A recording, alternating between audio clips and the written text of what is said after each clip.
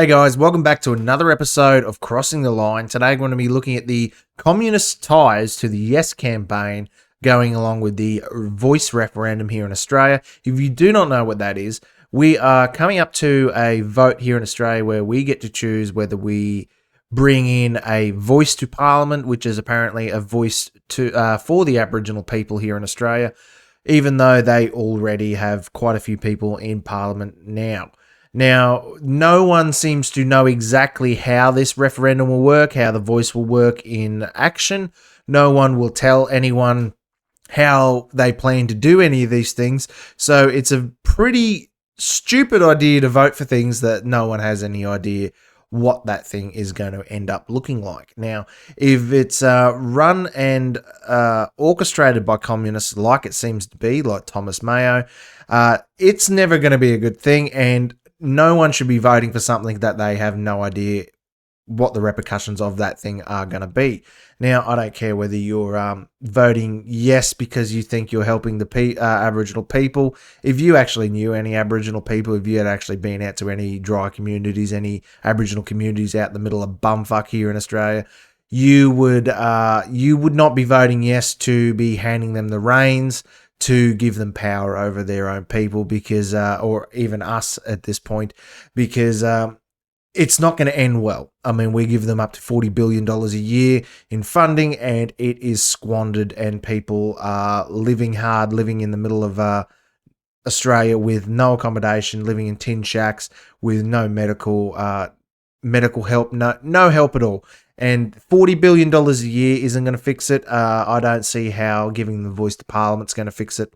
We should not be giving any of our rights away to the government. We should not be giving them any more power than they already have. The government has too much power here already. Australia just seems to be hell-bent on signing over any rights or any freedoms that we have left to the government. And when this part of the government is being run by communists and people of the likes, Marxists, it's a sad day for Australia when the people are going to be voting yes for this. And I honestly believe there's 90% of the people here in Australia are going to be voting no. There is a large amount of push coming from the government, and a lot of money as well pushing the yes campaign. And a lot of uneducated people on the matter are going to be voting yes just because they think it's the right thing to do, when they have no idea how it's going to be working, how it'll be implemented. They don't have any idea how it's going to help anyone. They just think, I don't know whether it's a bit of like white guilt or something like that here in Australia. It seems to be like that, but I don't know about you, but I will not be handing over the reins to the government to control my life any more than they already do. I think we should be voting to take power away from the government, not give it to them. We'll have a look at this story here from news.com.au. Totally unnoticed, communist flags spotted in a crowded yes protest. Concerning flag has been spotted at a yes rally as the country prepares to head to the polls in under 3 weeks. Here's what the experts say about the scene. As the countdown to the referendum continues, concerning scenes have been playing out at yes rallies across the country. Red flags bearing the Communist Party's hammer and sickle have been flying among crowds of the people at yes rally in Melbourne earlier this month. Why are yes supporters flying the communist flag? Controversial lawyer, former Liberal candidate Catherine Deves wrote on X, alongside a picture of the September 17th rally, which is shared widely on social media. You can see the communist flag there. I don't know why communists think that they have that they have the balls actually to fly their flag here in Australia. That is the same thing as flying a swastika, but they've just banned flying a swastika here in Australia. Maybe we should go and ban flying the communist hammer and sickle as well. Members of the Communist Party in Australia have also been seen out demonstrating in Perth, Sydney and the Sunshine Coast as the nation prepares to head to the polls in under 3 weeks. Their involvement as the CPA has publicly vocalised its support for the voice, called on members to work hard in the months ahead of the yes vote. Go out, do your utmost to ensure those who currently support the no vote or sit on the fence change their minds or support Indigenous Australians to have a voice that can't be taken away. A call to action on the party's website reads, the CPA will continue to struggle alongside Indigenous Australians for land rights and self-determination in the united struggle for working class power as part of the broader struggle just for a fair Australian republic, a socialist Australia. Fucking socialists. If if you want socialism and you want communism, maybe you should move to one of those countries that practice that. We have enough socialist shit here in Australia. We do not need any more. We should be taken away. Communism, if you want to practice communism, go to a communist country and see how long you last there. I doubt you'll be there longer than 2 months. It comes as the Fringe Party vocalised support from the Indigenous voice to Parliament and called on members to work hard for the months ahead of the yes vote. In the video shared by Pauline Hanson on Twitter on Tuesday, CPA's General Secretary Andrew Irvin further called on Australia to support the voice, saying it will unite and empower all people and communities. Our party recognised the importance of the invitation of the Uluru Statement of the Heart as a positive offer to work together and build a movement for voice, treaty and truth, he said. This creep here is a communist. He runs Communist Party of Australia. And he thinks it's a good idea to vote yes for the voice. So that's all I need to know to be voting no.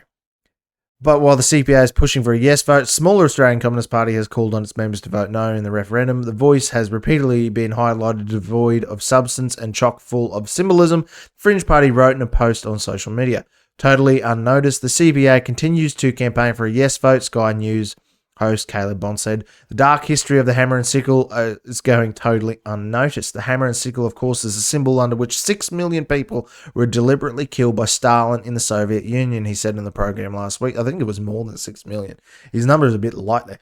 We rightfully revile the swastika for what it has done to the Holocaust, where a similar number of people, 6 million Jews, was killed by the Nazi regime, and you had 6 million people killed under the hammer and sickle.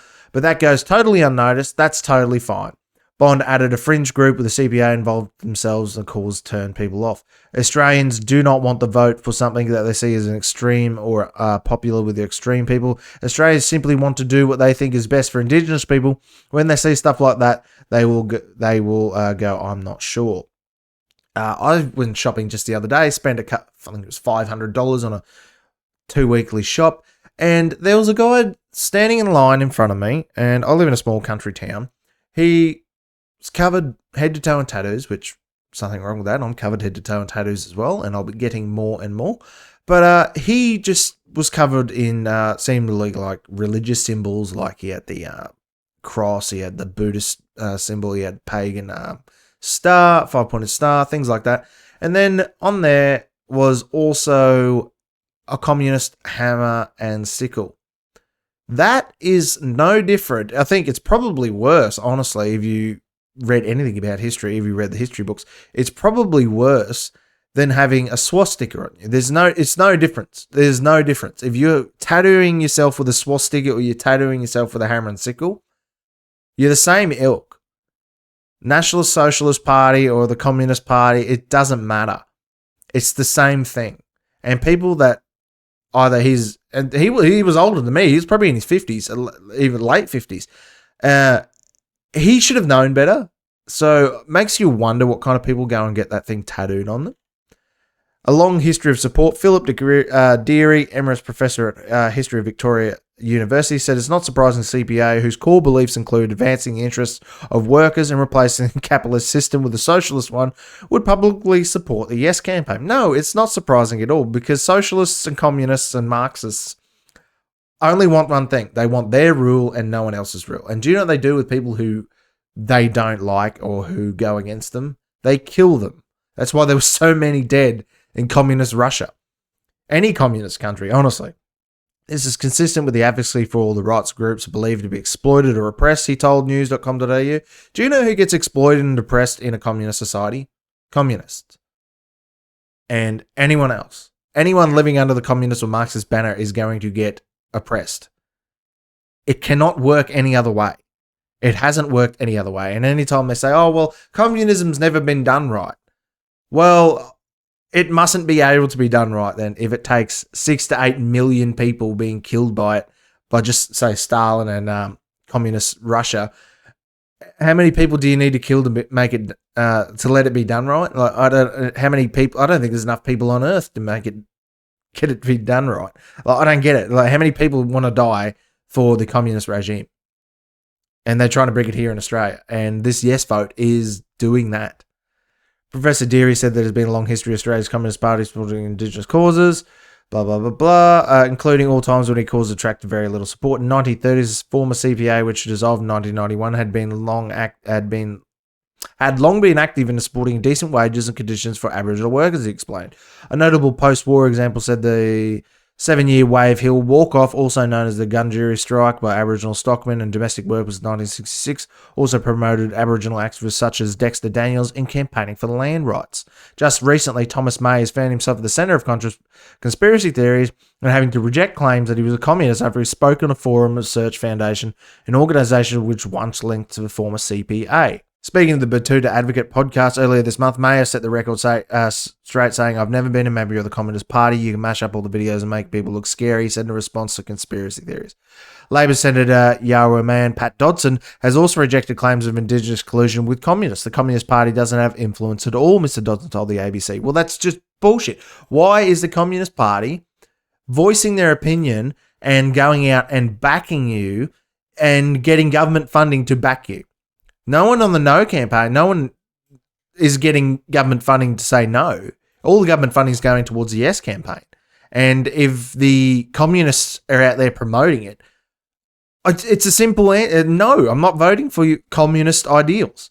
In fact, we were quite vigilant about resisting any kind of overtures from the Communist Party to either allow them to participate in our meetings or present their ideological platforms, as we see been in regards to every other party. Yeah, bullshit. When we asked the Communist Party of Australia's involvement in the Yes rally, Yes 23 pointed at the controversial fringe groups who have joined the calls for a no vote. Australians should be aware that neo-Nazis, pro-Russian neo-Nazis, pro-Russian activists and sovereign citizen conspiracy theorists supported a no campaign rallies on the weekend, a spokesperson said in the statement to news.com. Neo-Nazis, okay, where are the neo-Nazis? Do you see them flying flags anywhere and Sieg Heiling? No, the only neo-Nazi I've seen anywhere lately as he's been getting a round of applause in Canadian Parliament. I didn't see any at any no vote campaigns or rallies. On Saturday, members of the extremist neo-Nazi political group National Socialist Network, including leader Thomas Sewell, gathered on the steps of Parliament House in Melbourne, holding up a sign that said, "Voice equals anti-white." Look, socialists and communists are the same fucking thing.